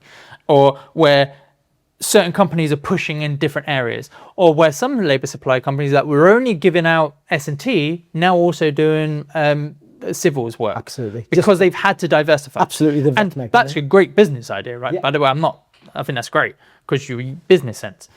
But that shows you that funnels have changed. Revenue and business has changed in the rail industry because no one has a Scooby of any information of what planned works are. We don't know what's around the corner. We don't know what's coming next, and we don't know when it's coming. All right, starting in March. Or it's starting in April. Or it's starting in May. I had the same thing. I don't know when it starts. We had the same thing. We started labour supply. We were told July, September, November, March, April, and that took us into 2025. And that turned around at that point. I went, everybody just needs to stop for a second. I need to think. We carried on with the labour because we had a responsibility for about 3 or 4 people that were in there. But again, personal opinion, nothing to do with BK3. My personal opinion is the fact that it needs to change. It needs to change now. Because, as you said earlier, we're losing a lot of staff, but also that mental health, a lot of people used to dismiss it because you're a man. You know, in the old days, you're a man, you don't get mental health issues, blah, blah, blah. I've been through that myself, right? I know people that have been through that, where it drags you down and you're thinking, which is the way out? It's so, so important to be transparent to people. The work is coming when it's coming on this date, so that people, as you said, they can plan for it, and they won't be as worried, like your friend standing on the platform thinking, I know I've got a family, but I need to top myself. And it's not the right way to do it. No, and he luckily never did it, but... Thank God, right? Yeah, but I can see where he's going from, where he turns around and goes, but I've got a family to feed, how am I supposed to do that? But knowing there's nothing there at the end of that rainbow. And that's it. No one can see any... No one can see a future. Yeah. Everyone's just sat there waiting. No, absolutely. We know there's a future there. We know it because there's money coming. But when's it going to be? Because it's affecting far too many people. And for those that are not in the railway industry as such a position, we're not talking about something that's been 2 months, 6 months. This is years. It's been years in the making. And and arguably, people knew the situation we'd be in now 2 years ago, and no one said anything. I told a lot of people 3 years ago that 𝗵𝗴𝗏 would squeeze. I told even people come to me now, they go, Sanj, you said that. And again, not trying to big myself up, but it was mentioned, and I turned around and said it was only a matter of time. And whether they're trying to do it purposely or not, I don't know. And I'm not trying to judge, and I'm not trying to cause any problems or any trouble. But we have to open these conversations because information is key. And, you know, in defense to 𝗵𝗴𝗏, maybe they don't know how we feel. No, the hierarchy may not know how we feel about the lack of work. Oh, yeah. We are telling you now. I'm telling you now. Yeah, it's. If I'm being brutally honest, and I'll talk straight to the camera and to the people, it's dire, it's bad, it's very bad right now for the individuals that don't have work. When they have to put on there, I have no money to pay my mortgage, I have no money to pay my food, such and such. It's not about holidays here. It's about the everyday living, and these people don't have that. These are proud people. Yeah, very proud people. But the issue is because you're holding the money back thinking that everybody's fine or everything is fine. And I kid you not, it is not fine for a lot of people. So it's a case of either tell us what's going on or you're going to lose a lot of staff. And they've already potentially, I think they were on the first podcast or one of the podcasts, and someone said there was like 30% have already left the industry. Oh God, yeah. Like, if we were talking, we know it's over 100,000 in the Williams report. 30%. Yeah, you're talking roughly more than 30,000 people. Yeah. That's a lot of people. But they leave not because they don't love the industry. They leave because they... Many people don't love the industry, we're still here, but... Yeah, but you know, see, you love the job that you do. You know, even when you go out and it's belting down with rain... You just crack on. It's your job. You enjoy. When you get back home, you go, done that. I enjoy. I may not enjoy too much because it's raining and my arse is wet, but it's, you know what I mean? But it's, I've done the job. You feel proud that you've done something. Exactly the same as what we do. But those people, they're proud people. They don't want to hand out. They don't want to go on universal credit. We've had people that have been on course who go, Sanj, we can't pay you because we're on universal credit. And I've gone, just hold your horses for a second. You need to do something. It's as simple as that. And the thing is, it won't be, because at the moment, if they ever bloody do anything, it then takes months to ripple down. But hey, that's that. That's the issue. That's the issue. But yeah. So I've had multiple side companies in the last decade, as you're very well aware of. Yeah. And now with Connected Railway, I got asked, what's the plan with it? What am I trying to do with it? And what my exit strategy is? And I was always I've always seen you as my mentor, like someone I look up to. I appreciate that. In business more so than railway. Yeah. You do your own railway stuff, I do mine. But as a businessman, I've always taken advice and looked at you. And when you've always treated BK3 as your baby. So when people ask me the question on my board, or as you know, won't mention names, they go like, so what is the plan? What is the issue? What do we need to tell investors? And I'm like, this is mine. This is what I've built. This is what I've grown. Absolutely. This is mine. Yes. Now there's a rumor that BK3 is now up for sale. And that took me by surprise when I heard that. So walk me through, if you don't mind, this breaking news that BK3, your baby, is now up for sale or potential sale. Yeah. So the rumors are not rumors. It's true. It's true. And we all talk about exit strategies and all that kind of stuff, what's the exit plan and so forth. And there comes a time in anybody's life that they've got to turn around and say, I've given everything that I can. I cannot literally give any more. I think I've built my legacy.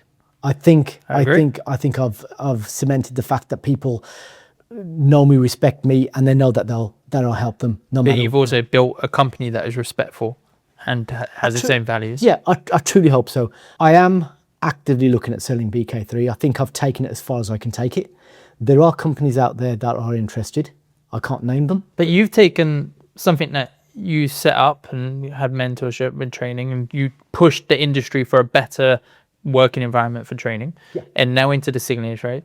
You've got labour supply, you have international contracts that don't run under the same thing. But BK3 is a massive powerhouse behind the scenes and has a lot of contracts and potential contracts, and none of my business or public's business. But essentially, you have built BK3 not on your own, but hugely dependent on you. So when I say not on your own, I mean your family.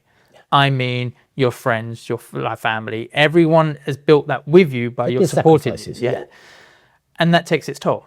Yes. So now, would you say it was fair to say that one of the reasons why you're now comfortable and open to approaches of SAL, of BK3, was so that now you can give back more to family? Absolutely. And to yourself? Yeah. And my mental health has been affected in the past. I have been away from my family quite a bit. I think is when we were coming back from Canada, and it was my daughter's prom. Oh, then. Oh, yes, wow. That was the time. That was that same day. You had to get back that same day. I remember same that. Day. That was rough. And she was having the hair done and all that kind of stuff. And I just about got there to see her all dressed up and everything. I remember seeing that. And it's those kind of things I don't want to miss anymore.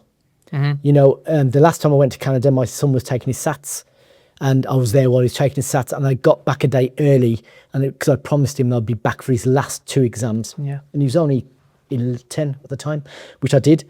But there comes a time where you've got to have that exit plan. My focus now is to be more with the family. And that's not selfish, right? You have built a legacy. Yes. Well, I would argue you would build a legacy, and I think many people would. And to now have that opportunity to now spend time more with family, yourself, and your hobbies, let's say. Yeah. I think that is an extremely brave and powerful move, and something I don't think many people would ever see you saying. So to give it up. That is pretty impressive. Is there anything you would say that, like a potential buyer, and I know you have a few that have already offered, but nobody's offered yet. Okay, nobody's offered yet.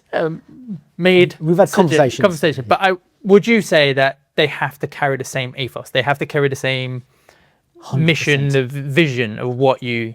100%. The ethos must continue. The way we conduct ourselves as a business, as people, to help the industry must continue. You can't change that. You change that, BK3 no longer exists. BK3 becomes another training company. Yeah, it does. Because just having the name doesn't make you a better person.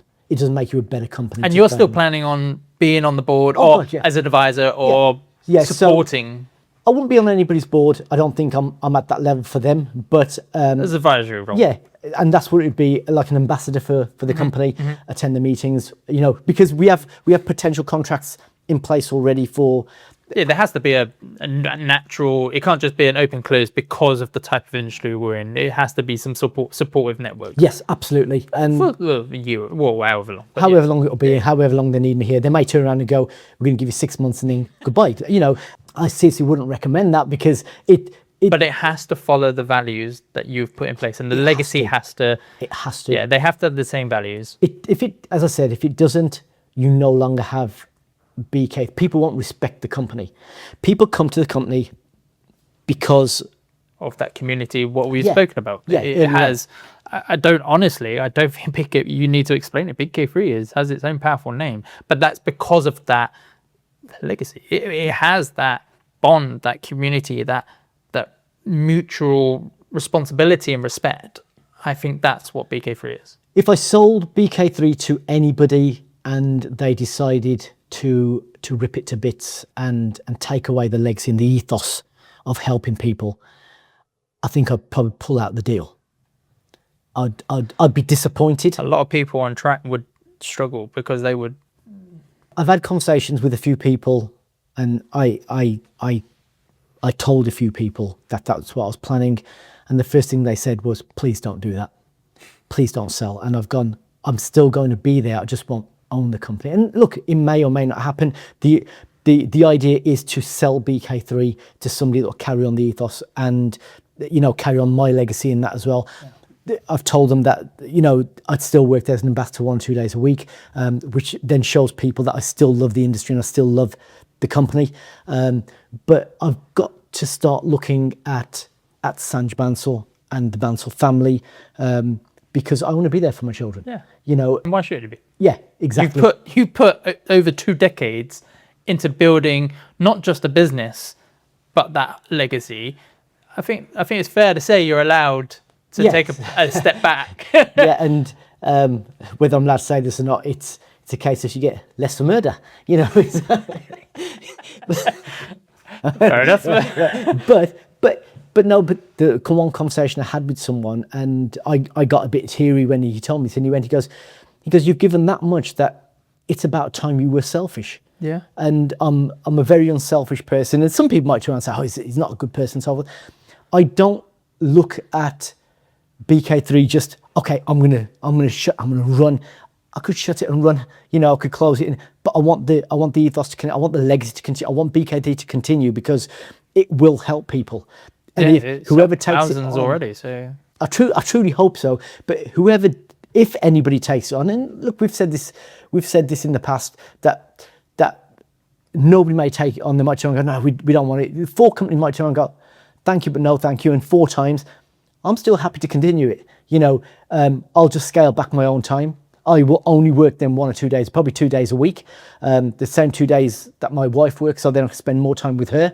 And that's another option. But the main option is to sell it to someone that generally wants to help the industry and the people in it, and the public. And there are people out there that we're not. You're not. So. There are so many people in this industry that are good and that do it not just for them. No, exactly. So there's a lot of people out there. No, they're in business for a reason, they want to make money, but they do it because they want to help the next person.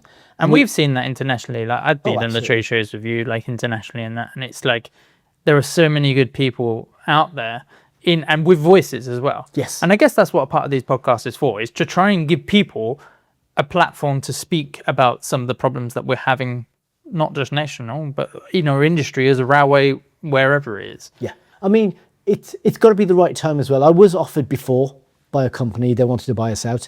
I rejected it. The offer wasn't right. And I don't think that company had the right mentality. So like you said, it comes down to time. It comes down to when you're ready. Yeah. And that's a big step, right? So like going back to how we opened this question of like, I had to change my mindset of connected railway. Would I sell it? No, it's mine. Yeah. I do it, not just mine, but like I'm the founder, so it is yours. It's my baby. I've said to you many times, this is your company, you start it up. That company is about you and how you are. And my passion and my drive is what builds it and builds that connectivity 100%. But I've had to open up the idea that, okay, you're right. I do have an exit plan. I won't tell anyone what it is, but if anyone wants to pay me a silly amount of money for it, they can have it. But absolutely. Other than that, it is mine. And there is a plan in place for several years down the line where we build it into a broad industry-wide, into other sectors, into international, which we've already gone international into Ireland, but we will go further afield. Canada's next, hopefully. Yep. And it's a case of you have to look at that stuff. And the fact is that, say you've taken 24 years, you haven't taken 24 years, you have decided, and now is time. And I think that's important. It's important for you and for you and your family and the legacy that you're going to, say, leave behind. You're not leaving it behind, but the legacy that you've built, I think it's important that it's time when it fits you. Yeah, it's got to be done properly on both sides, or on all sides, or whoever it may be. But I think the main one is, as you've hit it on the head, it's got to be right for me. Yeah. For so long, it's always been, I'll make it right for everybody else. Yeah, and as I say, a very, very close friend of mine turned around and said, he goes, it's about time you became selfish a touch. He goes, even if it's once in a blue moon, you've got to be selfish. Not a selfish person. You're really not. I think you're far from it. Yeah, it's just... Now it's time. It is time. It is time. I'm ready to sell. I've got a $5 if you want it. I'll buy it. With a touch more than that, just a smidge. But it's time. It's the right time for me. I've given everything that I can give. And it's nice. And you know, I'm not afraid to say it anymore. I'm not afraid to turn around and say I'm open to selling the company that I love so much and that you built. Yeah. Oh, well done. Yeah, thank you. So when you asked me, or when we came together and said, let's actually do a talk, I actually found it really interesting because, like we said before, we're both quite controversial at different levels and different areas of our field. Well, you're a peer, and yeah, okay. The other way around it. Yeah, and I was like, and I told some people, and everyone was like, where's this going to go? Where? Knowing me and you in the same room doing this, yeah. Yeah. But I think the main points that we can take away from this conversation is, one, breaking news, BK3 is up for sale. Yeah, that's the biggest news. That's the shocking news that shocks everyone. But actually, why? And maybe some people that maybe not seen or spoken to you enough about BK3 or understood the values of BK3 and what it has done. And I am a student. I don't know the right terminology there, but I am a student product of BK3. Like 90+% of my courses have been done at BK3 from various different levels. Yeah. And it means a lot. BK3 as a legacy means a lot. So, and I think that is paramount as a training company. And companies out there do try and do that for their own people they know or whatever else, or for their industries. But BK3 has done that for the signalling side of the railway industry. There are thousands of people that have gone through BK3. And I think it matters what you have to say, because you matter to thousands of people in the railway, in my personal opinion. Okay. As I said, I've seen you as a mentor as business for years, as we've done business together in the past. And I thank you for your friendship and for you, BK3, for starting BK3, because I wouldn't be here. I know, like you said before, we get ourselves to positions, but you gave me the stepping stones, or BK3 and your trainers. And again, hats off to your trainers, but we've said that before. They've got people to put certain positions because of their skill sets. So I thank you. I love this conversation. I appreciate it. I like we can see the dark side of the industry and be open and honest, which we need to do more as an industry. Absolutely. And again, these conversations that I'm trying to do on Rail Unfiltered is not, you're all bad, you've done this wrong, the mothership net Rail has things to answer for. This is about open conversations that we're having off camera and actually bringing them into a platform where people can openly have a discussion of what steps, because we can all say, this is bad, or we need to do this. But it's actually having backwards and forwards conversations that provoke thoughts and progression. Justifying the conversation. Yes. So thank you ever so much for jumping on Rail Unfiltered. I hope you've been welcomed. Absolutely. And I'd just like to say again to the industry, look, our industry is great. It's a brilliant industry. Let's try and build it together, and let's build it properly, and let's look after each other. I think that is one, we're looking after each other. Absolutely, mate. I appreciate you. Thank you.